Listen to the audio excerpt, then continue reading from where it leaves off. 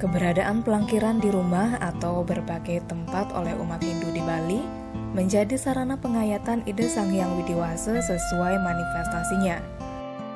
Selain itu, pelangkiran juga memiliki fungsi lain. Seperti apakah fungsinya? Selain praktis, pelangkiran senantiasa meningkatkan keyakinan pada Tuhan dan leluhur serta rasa percaya diri karena merasa dalam perlindungannya.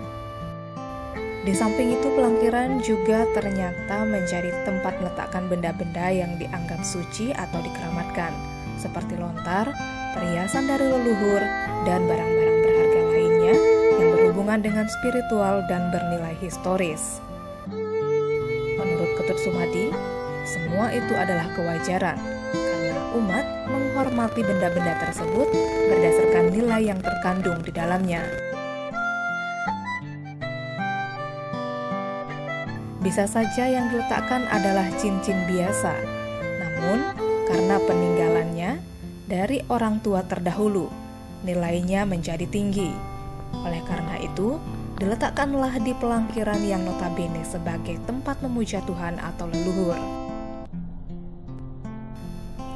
Sumadi menerangkan bahwa hal itu boleh-boleh saja sepanjang benar dan baik untuk meningkatkan serada atau keyakinan dan bakti atau kesetiaan umat kepada Tuhan. Saat ditanyakan apakah benda-benda semacam cincin, kalung, dan sebagainya yang kerap dipakai tidak mengotori pelangkiran, penekun spiritual yang tinggal di kawasan perumahan Kopertis, Jalan Kutiswa, Cokomaria, dan Pasar ini mengatakan tidak, selama benda tersebut diperuntukkan bagi hal suci.